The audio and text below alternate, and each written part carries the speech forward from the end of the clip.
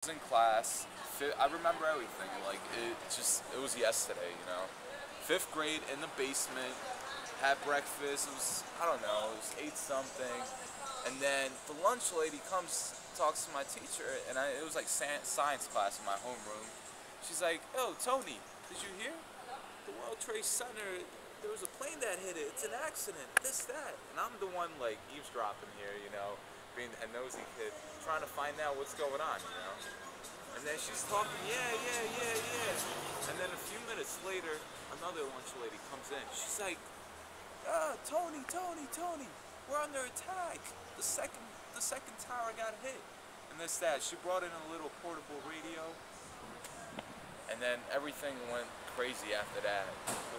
We got called to the auditorium by the principal. He's like, you know, everybody come here. Everybody didn't know, you know. They called every parent to make sure, you know, take your kids, this, that. So we were all just sitting there, and then one of the teachers was going up with her class, upper class teacher, and I knew who she was. She's like, you want to come up?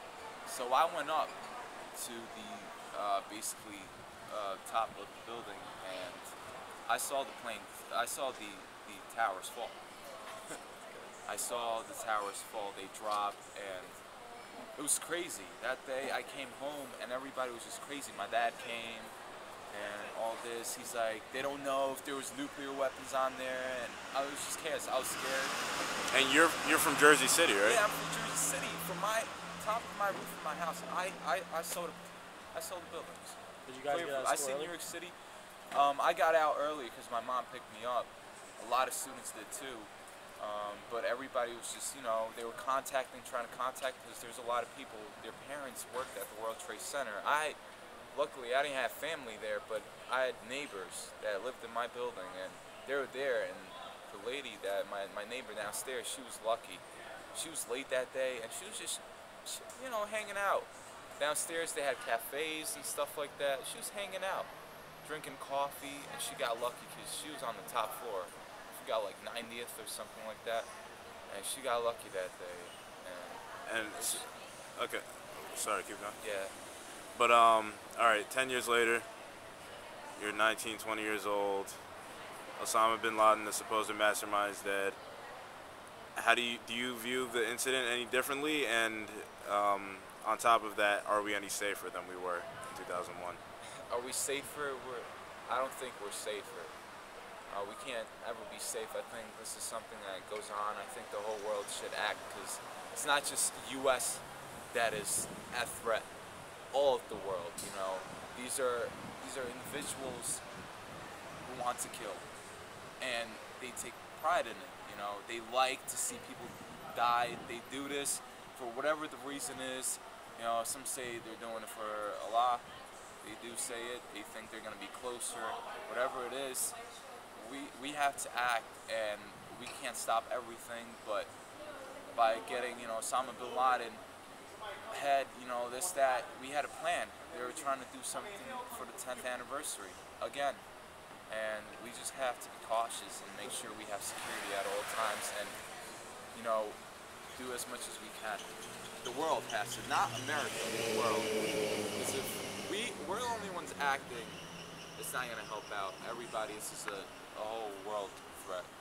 To go off another question, so your dad works for Port Authority. Were you guys scared knowing that he could possibly be at the towers, or?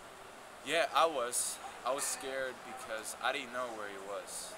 And then when I came home after school, well, my mom picked me up, but when he came home, I was just happy, you know. He was just crazy. Luckily, that day he didn't go because there was a lot going on in his office, and they had to secure, because he works right by the airport.